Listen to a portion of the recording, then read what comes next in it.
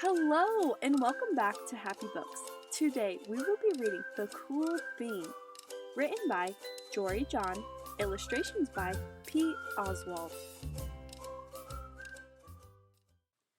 Watch out! Here come the cool beans. The cool beans. Oh yeah, check out how they move. Look at the way they swagger. Notice their sunglasses? Yow! The cool beans are known all over school, from house to house, across town, beyond county lines. In the olden days, last year, we were all one big pot of beans. We were a mixed bag, but somehow it worked. Yep, those were the good old days. And then we stopped seeing each other as much. That's just how it is sometimes. You spend less time together, even though you're not totally sure why. I watched as the beans I knew so well, the beans from my own pod, became the cool beans. Oh, they were so cool. One of them could play the guitar. Cool. One of them could draw the best superheroes. Cool. One of them could jump higher than any bean I'd ever seen. Cool. Me? Well, I mostly stayed the same. Sure, I made some small changes. I wore sunglasses. Too big. I slicked my hair back. Too slick. I strutted around. Ow. I swaggered. Oof. I was still picked last for everything. My clothes never seemed to fit. I snorted when I laughed. Honk. I walked into stuff. Whomp. I was an uncool bean, for sure.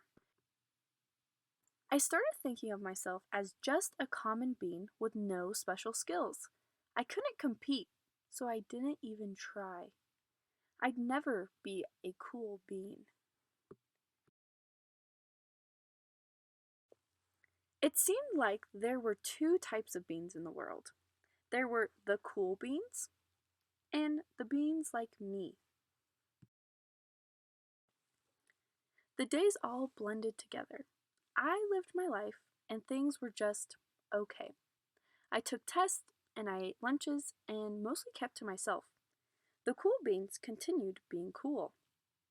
I mean, sure, I missed them a bit, but it's not like I was going to say anything.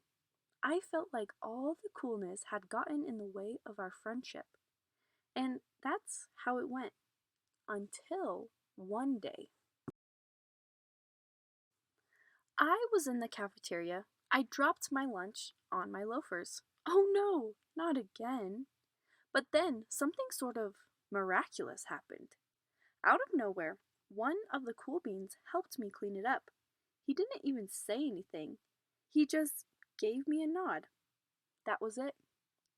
Later, I was out on the playground. I tripped and scraped my knee. It maybe cried a little bit, and everyone saw it. Another one of the cool beans came to my side, and, without a word, he dusted me off.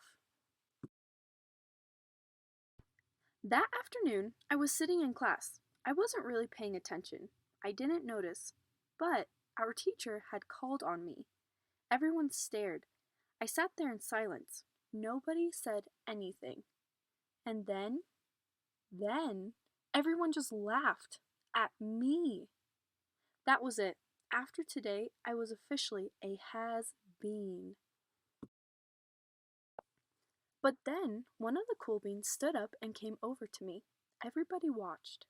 She leaned in close and whispered, "Hey, the teacher asked you to read from page 32. Then she gave me a quick wink and went back to her seat.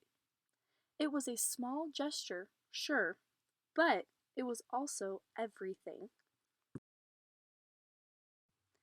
I walked home with a goofy smile on my face. I smiled all the way through dinner. That day made all the difference. It was a day that could have been really bad if not for the kindness of a few cool beans. It gave me a shred of confidence. That shred of confidence has continued to grow. Somebody had my back. Or a few somebodies. After that, I started hanging out with the cool beans again. How have you been? Get it? How have you been? Not all the time, but sometimes. At lunch, after school, even on the weekends. Throughout all of this, I realized that it's not about how you look or any of that other silly stuff. It's about a wink or a nod or a smile at just the right moment. It's about dusting somebody off, helping them up again, and pointing them into the right direction. You need a hand? Yes, please.